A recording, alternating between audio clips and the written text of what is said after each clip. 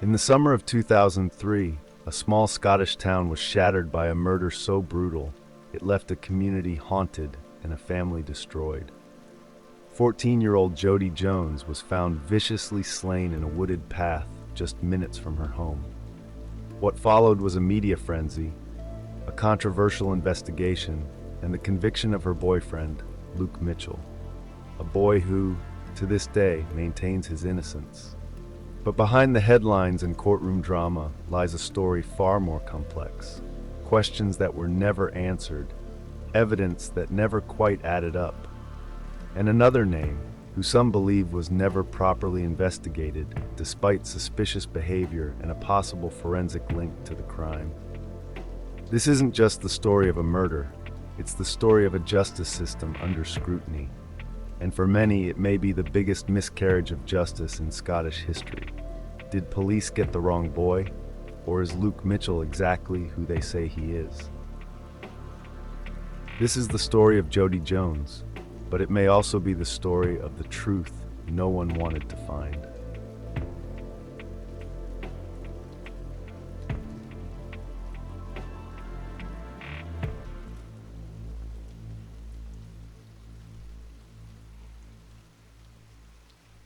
Dalkeith, a quiet town nestled in the heart of Midlothian, Scotland, was the kind of place where everyone knew everyone. Rows of modest homes and peaceful lanes painted the picture of safety and routine. Life here moved at a slower pace. Children walked to school together, teens gathered in parks, and families shared meals under fading daylight. In 2003, no one could have imagined that this unassuming town would become the epicenter of one of Scotland's most chilling murder cases. At the center of this tragedy was Jodi Jones, a 14-year-old schoolgirl known for her striking appearance and rebellious edge. Jodi had a presence about her. With her dyed hair, dark eyeliner, and alternative style, she stood out from the crowd, not just visually but emotionally. She was quiet at times, a bit of a mystery even to her friends, but those close to her described her as thoughtful, kind, and full of promise. Jodi attended St. David's Roman Catholic High School, where she was a typical teenager, struggling with exams, navigating friendships, and exploring young love. She was dating Luke Mitchell, a boy from the same school who shared her alternative tastes in music and fashion.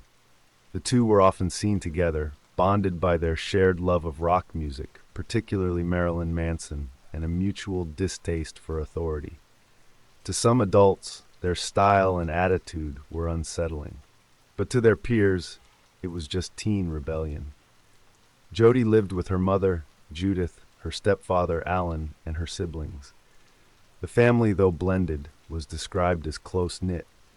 Like most teenagers, Jodi had her ups and downs. Mood swings, arguments, and emotional flare-ups were all part of growing up. But there was no sign of anything extraordinary, no sign that her life would be violently cut short. As the summer of 2003 arrived, the days grew longer, and school began to wind down. On June 30th, Jodi told her family she was going out to meet Luke. She left the house around 5 p.m., walking the familiar shortcut through a wooded path known locally as Roan's Dyke, a route she and others used regularly to cut between towns. She never made it to her destination. That evening would be the last time anyone saw Jodi Jones alive. What followed would shock the country, fracture a community, and spark one of the most hotly debated murder cases in recent history. The story was only just beginning, and the search for answers had barely started. The evening of June 30th, 2003, began like any other summer night in Dalkeith. The air was warm, the skies calm, and the streets quiet. But inside the Jones household, a creeping unease had begun to settle. Jodi hadn't come home. By 10:30 p.m., concern turned to fear. Jodi's family, particularly her grandmother, Alice Walker, who lived nearby, knew something wasn't right. She was a sensible girl. If she were going to be late, she would have called. Judith Jones, Jodi's mother, started making calls, frantically trying to contact her daughter or anyone who might know where she had gone. No one had heard from her. It was Luke Mitchell, Jodie's boyfriend, who would take center stage in the search. He claimed he hadn't seen Jodie at all that evening, despite her telling her family she was going to meet him. Yet when the worry deepened, Luke was quick to offer help. Around 11 p.m., Luke led a small group, including his dog, his brother Shane, and Jodie's grandmother, along a narrow woodland path known as Roan's Dyke. It was dark, overgrown, and secluded, the kind of path people only used during daylight. Then, as the group reached a break in the trees near a wall, Luke stopped. His dog had begun barking and pulling. He moved ahead, and that's when he found her. Jodie's body lay hidden behind a wall, just off the main path. What they discovered was something no one, let alone a group of teenagers and a grandmother, should ever have to witness. She had been brutally murdered.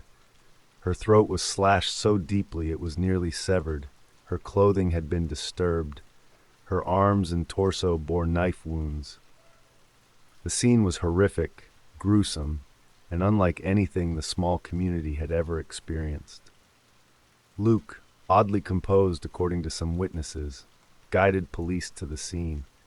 Others later described his behavior as strange, detached, unemotional, perhaps too calm for someone who had just discovered the mutilated body of his girlfriend. It didn't go unnoticed. When officers arrived, they immediately sealed off the area. This wasn't just a missing persons case anymore. This was a murder scene. But as word of the killing spread through Dalkeith, whispers turned into full-blown speculation. Who could have done this? Why Jodie? And how did Luke know exactly where to look? The small town would never feel safe again. The sense of community, once strong and trusting, began to crumble under the weight of suspicion. And as the investigation unfolded, attention quickly turned, not to a stranger, but to someone within Jodie's world. Someone who had been right there when her body was found. Someone who said he loved her. In the immediate aftermath of Jodi Jones's murder, the investigation honed in on one person, her 14-year-old boyfriend, Luke Mitchell. He had been present when her body was discovered, and police questioned how he knew exactly where to go, specifically to a gap in the wall off Roan's Dyke path, where her body lay concealed. One of the people with Luke that night was Stephen Kelly, Jodie's sister's boyfriend. He gave a vivid, detailed statement to police, describing how Luke's dog Mia suddenly reacted at the wall, jumping up, sniffing the air, alerting the group that something was wrong. He even described Mia's height and body position as she stood against the stone. But that wasn't the version Stephen stuck to. Later, he altered his statement, saying instead that Mia didn't react at all and that Luke simply walked straight to the body. The change was stark and deeply suspicious. But rather than raising alarms, this shift was quietly accepted. Worse still, Stephen wasn't alone in changing his story. Several members of Jodie's family, who had also been present during the search, later gave modified statements that aligned more tightly with one another, focusing increasing suspicion on Luke. Their initial accounts conflicted in various ways, but later, their testimony became eerily consistent, as if rehearsed. The discrepancies were not minor. They altered the tone and direction of the entire case. But behind these contradictions was a far more disturbing truth, one that was rarely mentioned in court and never properly explained. When forensic tests were run on Jodie's clothing and body, blood and sperm samples from 5 unidentified males were found. Not one matched Luke Mitchell, but at least one of them did match Stephen Kelly. This revelation, quietly acknowledged but never pursued, should have rocked the investigation to its core. Instead, police and prosecutors brushed it aside. No serious explanation was given as to how Stephen Kelly's biological material ended up on Jodie, despite him never having a confirmed reason to be in that close of contact with her. Meanwhile, the prosecution built a character-driven case against Luke. He was goth. He drew dark images. He owned one Marilyn Manson CD. They claimed he had no alibi, despite timeline gaps in multiple family members' stories, including Stephen's. Rumors spread of him burning clothes in his garden, being a heavy drug user, a disturbed and dangerous teen.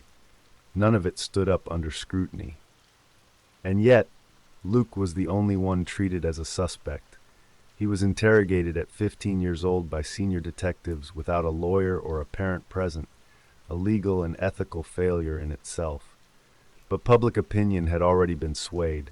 The headlines had painted him guilty. He was the strange boy, the scapegoat, the easy target. All the while, DNA evidence, pointing to someone far closer than a stranger, was ignored. And in the silence that followed, the real question began to echo. Was the system trying to solve a murder or trying to protect someone else? By late 2003, just months after Jodi Jones's murder, the investigation had narrowed so sharply on Luke Mitchell that alternative leads, no matter how troubling, were left to rot on the shelf. The press had their villain, the public had their monster, and the police had what they called a motive, teenage obsession turned violent. But the facts told a different story, and the contradictions were becoming too loud to ignore. The prosecution's case was built less on what they could prove and more on what they could suggest. Luke's gothic style, his artwork, his single Marilyn Manson CD, and his so-called dark persona were all packaged into a narrative of a disturbed teen capable of ritualistic murder. Media headlines branded him a satanic killer, and footage of him as a 14-year-old boy was broadcast across the country, his every movement scrutinized, his character assassinated before he even stood trial. But there were problems, big ones. When police searched Luke's home, they found no bloody clothing, no murder weapon, and no physical evidence linking him to the crime. Nothing of Jodi's DNA was found on his belongings, and none of Luke's DNA was found on Jodi, her clothes, or the scene. Even the toxicology reports that were used to imply he was a heavy drug user revealed only trace amounts of cannabis. And yet, this was twisted into an image of a reckless, unstable teen spiraling out of control. Meanwhile, serious questions loomed over Stephen Kelly, the boyfriend of Jodi's sister, who had been present when the body was found. His initial statement described Luke's dog Mia reacting intensely at the point in the wall where the body was hidden.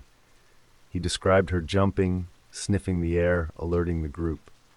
But later, Stephen changed his story completely, saying the dog showed no reaction and that Luke simply walked to the body. Even more disturbing were reports that Jodi's body and clothing had the blood and sperm of 5 unidentified males. Not one of them matched Luke Mitchell. This explosive detail, buried during the investigation, was quietly dismissed as either contamination or irrelevant, despite the fact that Stephen Kelly was never properly investigated as a suspect. He was known to police. He had a history of violent behavior, and he had proximity to Jodi, to the scene, and to the very moment her body was found. But in the eyes of the authorities, he simply wasn't Luke Mitchell. The focus remained tight, the narrative polished. Police had created a version of events that made sense on the surface. A moody teenage boy obsessed with darkness, who killed his girlfriend in a fit of rage. But beneath that surface lay a tangled mess of altered witness statements, ignored DNA, and a boy being broken under pressure. At one point, Luke was interrogated for hours by 3 senior detectives, with no lawyer and no adult present. The footage shows a 15-year-old child being repeatedly accused, talked over, and emotionally cornered. The trial was coming. The media was ready. But the truth, buried beneath headlines and hearsay, was being pushed further out of reach. By the time Luke Mitchell was charged with the murder of Jodi Jones in 2004, a full year had passed since her mutilated body had been discovered in the woods near her home. Yet rather than following a trail of hard evidence, the case had become a carefully engineered narrative, one shaped by bias, fear and the media's thirst for a villain. Luke wasn't just suspected, he was targeted. The evidence was flimsy at best. No motive, no murder weapon, no blood on Luke, no DNA from him on Jodi, and none of hers on him. No injuries or defensive marks, no witness placing him at the scene, no CCTV, no confession, and yet he was portrayed as the killer.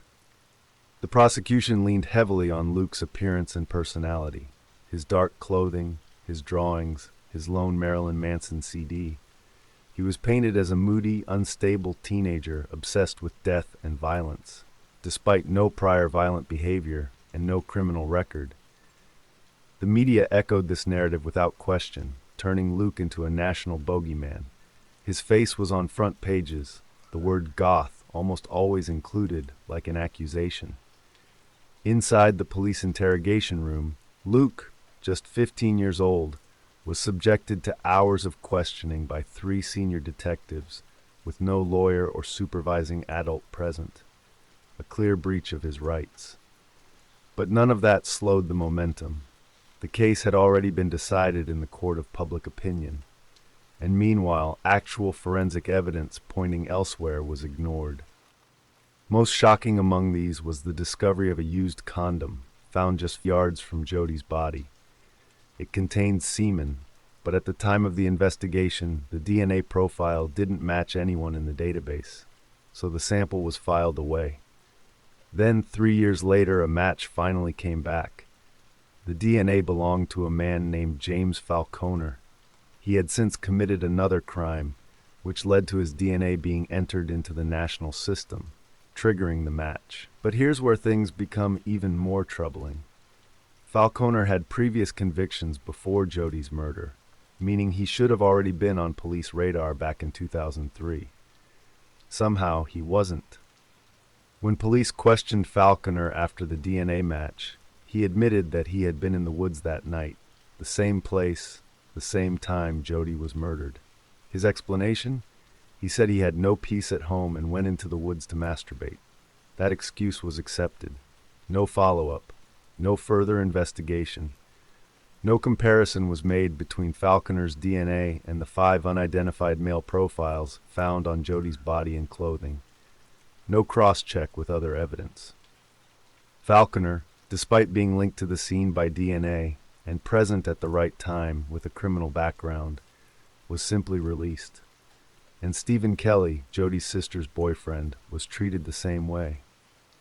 Despite being present at the discovery of Jodi's body, changing his police statement to shift suspicion onto Luke, allegedly matching one of the unknown DNA profiles, and having a reputation for violence. He, too, was never treated as a suspect. The case against Luke Mitchell wasn't built on fact, it was built on focus, on the idea that if one person fit the image of a killer, no one else needed to be questioned.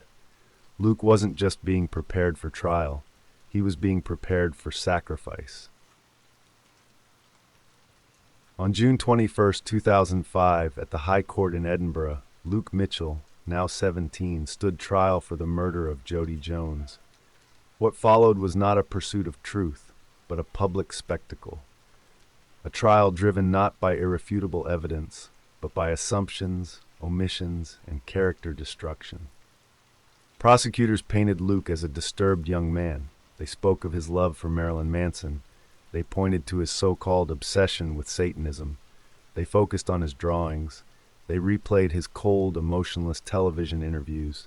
They referenced his alleged drug use, all circumstantial. But what they could never provide was this: a motive, a confession, a murder weapon, a single piece of physical evidence linking him to the crime. Not one trace of Jodi's blood, skin, DNA, or clothing fibers was ever found on Luke Mitchell. Not on his body, not on his clothes, not in his house. And not one trace of Luke's DNA was found on Jodi. Instead, they introduced vague claims that Luke had led the search to her body, that he knew where she was, that he burned clothes in his garden, that he was cold in his TV interview. But these were not facts. They were interpretations, shaped by biased witness statements, media frenzy, and police tunnel vision. By the time the trial began, crucial forensic leads had either been dismissed or simply left out of court altogether. The condom containing semen found just 50 yards from Jodi's body was never mentioned. The DNA match to James Falconer, a man with prior convictions who admitted to being in the woods that night, was ignored. The jury never heard his name. The 5 different unidentified male DNA samples, blood and sperm, found on or around Jodi's body, also left out.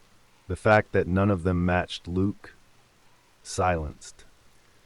Stephen Kelly's changed statement and reports of a possible DNA match to him never made it into evidence. The altered statements from Jodi's family members, all of whom initially gave conflicting recollections before changing their accounts to align and blame Luke, were not scrutinized in court. The focus remained razor-locked on one boy. Throughout the proceedings, the media amplified the prosecution's narrative. Headlines screamed about satanic rituals. Luke's schoolbooks and artwork were interpreted as warning signs. His silence during police interviews, on legal advice, was painted as sinister. The public saw a monster. The jury saw a murderer. Few remembered that this was a 14-year-old child at the time of the killing. Few cared that the same police force had interrogated that child without a lawyer, without a parent, and with undue psychological pressure. The trial became an exercise in guilt by personality. On January 21, 2005, Luke Mitchell was found guilty of murder by majority verdict. He was sentenced to life in prison with a minimum of 20 years. He has maintained his innocence ever since. But for many, especially those who've examined the evidence or lack of it, the conviction of Luke Mitchell stands as one of the biggest miscarriages of justice in Scottish history. A boy was condemned, and the truth, buried in a forest of silence, fear, and convenient forgetfulness. At just 17 years old, Luke Mitchell entered Scotland's adult prison system convicted of a murder he insists he didn't commit. Stripped of his freedom, his reputation, and his youth, Luke's world shrank to a concrete cell surrounded by razor wire, while the truth about Jodi Jones's murder remained entangled in silence and doubt. Luke was sent to Polmont Young Offenders Institution, where he would spend the first years of his sentence. From the start, he was treated as a pariah, a supposed child killer, marked by tabloid headlines and a public narrative that had already decided his guilt. The guards watched him. Other inmates targeted him. The court of public opinion hadn't stopped at the verdict. It followed him behind bars. Yet Luke refused to admit guilt. Not for parole, not for sympathy, not for peace. "I didn't kill Jodi," he would tell his legal team over and over again, "and I won't say I did, just to get out sooner." This refusal to confess would cost him dearly. Parole was off the table, and so was any chance of rehabilitation programs normally offered to convicted offenders. Without admission of guilt, he remained frozen in legal limbo, sentenced, but not accepted. As the years passed, the world outside evolved, but Luke remained forgotten. The media that once hunted him for headlines no longer bothered with follow-ups. Jodi's family, shattered by loss, were left clinging to a conviction many still believe was a lie. And the police, they closed the book. Case solved, justice served. But behind the prison walls, Luke studied law. He read, he wrote letters. He challenged his conviction through every appeal possible. He demanded a review of the evidence that had been ignored, the DNA that wasn't his, the condom that belonged to James Falconer, the shifting witness statements, the forced police interviews. Each attempt was denied. Still, he kept pushing. His mother, Corinne Mitchell, became his fiercest advocate. She appeared in interviews, petitioned officials, and documented every inconsistency in the investigation.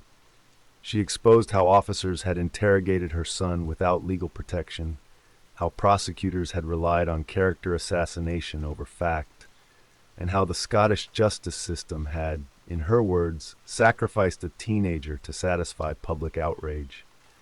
Corinne's campaign reached human rights organizations, journalists, and even members of parliament. But no official would revisit the case. No inquiry was opened, no retrial granted. And all the while, Luke, convicted without a single piece of forensic evidence linking him to the murder, remained locked away. Luke turned 20, then 25, then 30, over 2 decades behind bars for a crime with no physical proof, no confession, and no clear motive. The weight of time did not wear him down. It radicalized his resolve. He watched other men come and go, some guilty, some not. He saw Scotland pass laws, reform prisons, change procedures, but his case stayed frozen in 2005, a time capsule of hysteria, error, and ruin. And Jodi's real killer? If it wasn't Luke, then that person was still out there, walking free, a shadow in a forest of unanswered questions. But Luke had become more than a prisoner. He had become a symbol of what can happen when the truth becomes inconvenient, and when justice demands not evidence, but a name. And Scotland had already given it one. Luke Mitchell. In the years following Luke Mitchell's conviction, a growing number of journalists, legal experts, and members of the public began to question not only the integrity of the investigation, but the verdict itself. Quiet at first, the doubts would eventually snowball into a chorus of discontent that challenged what was once considered a closed case. And at the heart of that challenge was a single damning question. Did Scotland convict the wrong person? Forensic science was supposed to be the backbone of modern justice. But in Luke's case, it was a ghost. No DNA, no fingerprints, no hair or fibers, no blood belonging to Jodi was ever found on Luke, his clothing, or in his home. Despite the brutality of the murder, involving over 30 stab wounds, slashes to the neck, and signs of a struggle, Luke emerged entirely clean. Meanwhile, forensic evidence on Jodi told a different story. Blood and semen traces from 5 unidentified males were found on or near her body. One of those, years later, would be matched to James Falconer, whose semen-filled condom was found just 50 yards from the murder scene. Yet police never pursued him as a suspect. Another potential match linked back to Stephen Kelly, Jodi's sister's boyfriend, and the person standing directly beside Luke when Jodi's body was discovered. His original statement described Luke's dog reacting at the exact spot Jodi lay, only for him to later change it and deny the reaction occurred. These are not theories. These are facts omitted or downplayed in court. Even more shocking were the items that simply went missing. CCTV footage of Luke's supposed route was never recovered. A burned jacket, allegedly destroyed by Luke, was never proven to exist. The murder weapon was never found. And despite police claims of no viable suspects other than Luke, James Falconer's presence in the woods that very night, at the same time, by his own admission, was dismissed with a single line in the police report. He was there to masturbate, not to murder. That conclusion somehow satisfied the authorities. By 2020, high-profile figures like Emma Kenney, Dr. Sandra Lean, and numerous independent investigators began to speak out publicly about the case. Their criticism pointed to coerced police interviews with a 14-year-old boy without a lawyer or parent present, the media circus, which painted Luke as a gothic monster before a jury was even selected, character evidence used in place of physical proof, his music taste, his drawings, his quiet demeanor. Former detectives began to speak anonymously. Legal analysts questioned the use of majority verdicts in Scottish courts. Luke's conviction came by a split jury, not a unanimous decision. And as the story continued to unravel, something else became clear. Once the police settled on Luke Mitchell, the investigation stopped being about finding the truth. It became about proving they were right. Petitions were launched, protests were held, Luke's supporters demanded the Scottish Criminal Cases Review Commission, SCCRC, reopen the case. And yet, despite the volume of inconsistencies, the answer remained the same: no grounds for review. But outside the legal chambers, the public's view was shifting. The question was no longer whether Luke Mitchell was guilty, it was whether any fair trial ever truly happened. And the deeper people dug, the clearer the cracks became. This was no longer just a story of a young girl's murder. It was becoming a story of systemic failure, institutional pride, and a justice system too afraid to admit it might have gotten it wrong. As the years rolled on and the truth behind Jodi Jones's murder remained buried in controversy, a growing movement emerged, one not just seeking answers, but demanding justice. At the center of it all was Corinne Mitchell, Luke's mother, a quiet, determined woman who had watched her teenage son be branded a murderer and disappear behind prison walls. She never stopped fighting. Corinne became the loudest voice in the campaign for Luke's innocence. She pored over every police report, every forensic detail, every discrepancy in witness statements. What she uncovered formed the backbone of a wider movement that questioned the very foundation of the conviction. She gave interviews, held meetings with lawyers, wrote letters to politicians, appeared on documentaries. Everywhere she went, she asked the same thing.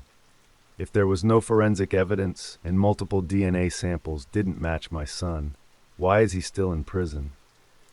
Corinne's tireless advocacy helped push Luke's case back into the spotlight. But she wasn't alone.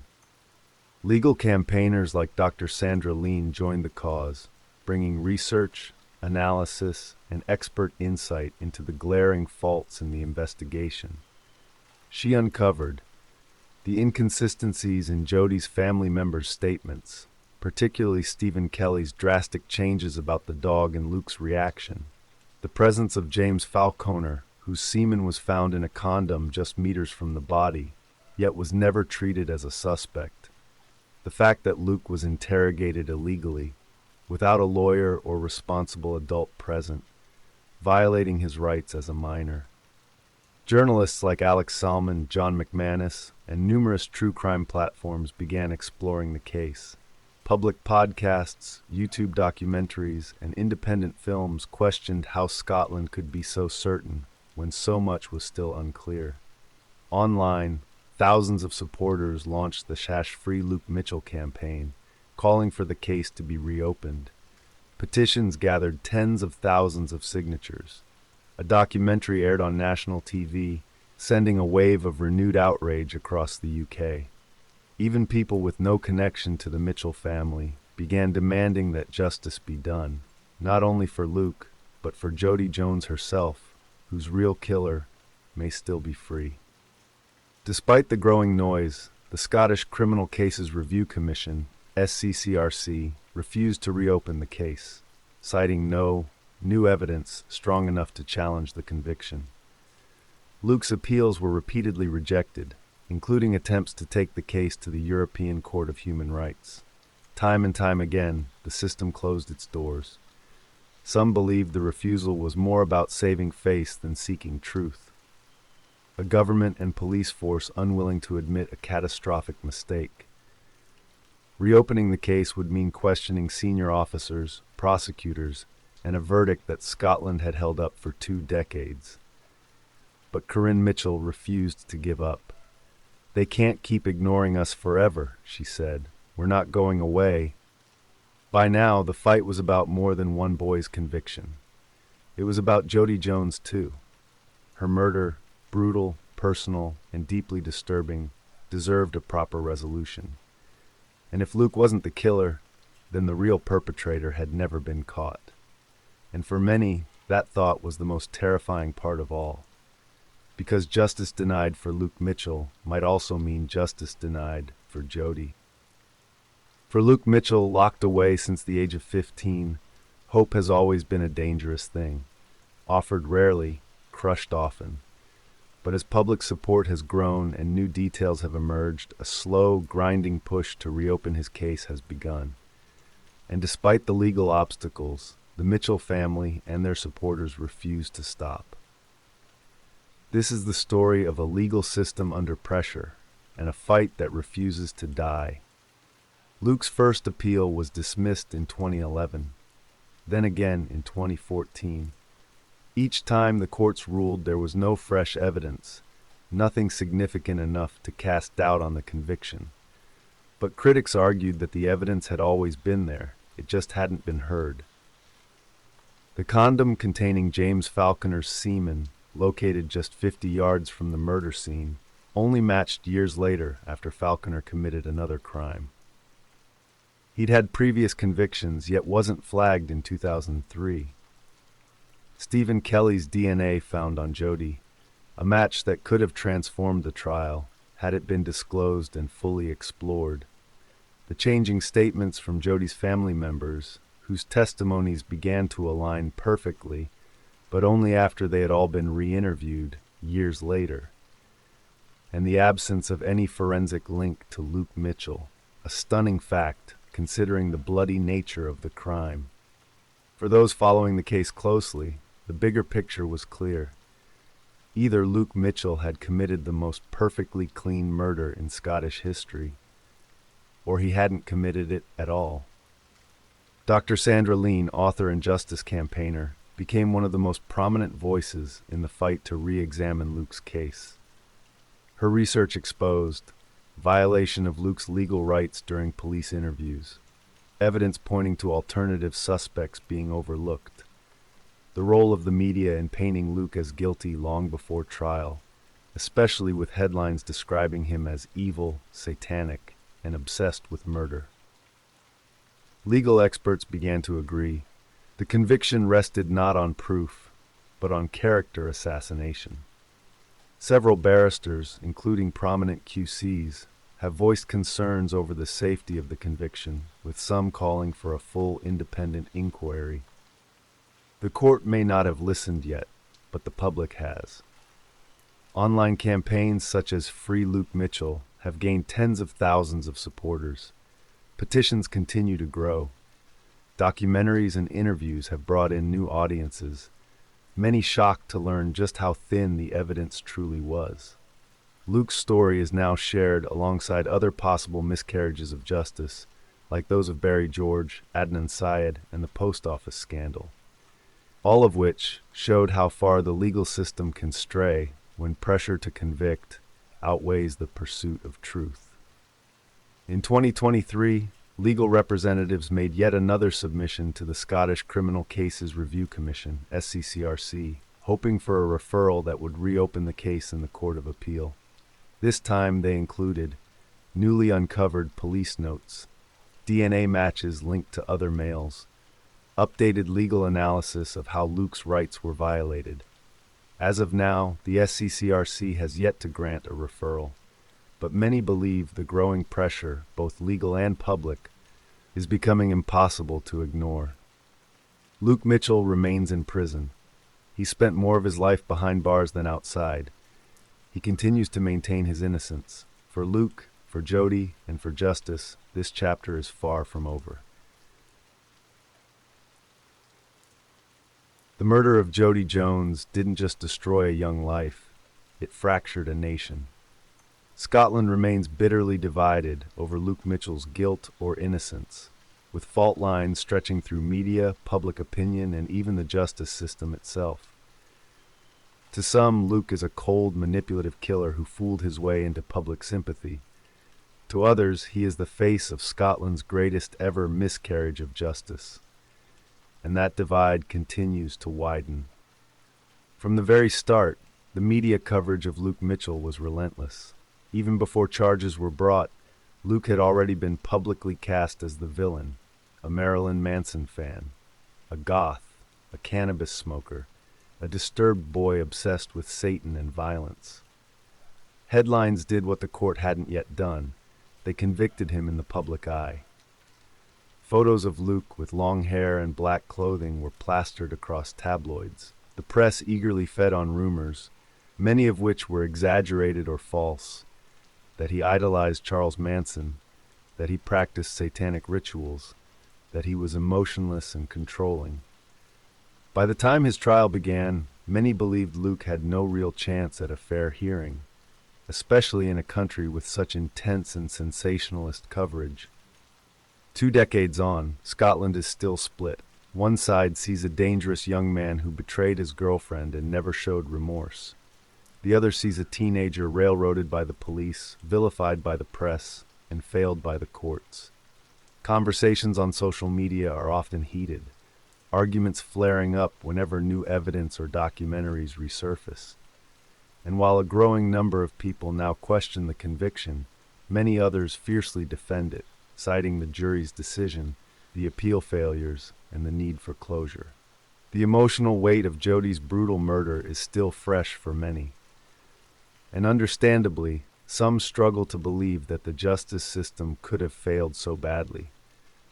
But the more people learn about the case, the DNA evidence, the missed suspects, the altered statements, the more doubt spreads. The Scottish government has so far avoided involvement, deferring to the independence of the justice system. No inquiry has been ordered. No investigation into police conduct has taken place. Yet other cases, like the Post Office Horizon scandal, show how decades-old convictions can be overturned and how systemic injustice can exist in plain sight for years. Legal scholars have argued that Scotland needs a new, independent body, one with the power and courage to re-examine questionable convictions without political pressure or public bias. For Jodi's family, the horror of her murder never fades. They believe Luke Mitchell is guilty, and no campaign, documentary, or legal petition can undo the pain they've suffered. But for Luke's family, especially his mother Corinne, the idea that her innocent son has spent 20 years behind bars for a crime he didn't commit is equally unbearable. Both sides are grieving. Both sides want justice, and yet only one version of the truth can survive. As Scotland stands divided, a haunting question remains. If Luke Mitchell didn't kill Jodi Jones, then who did?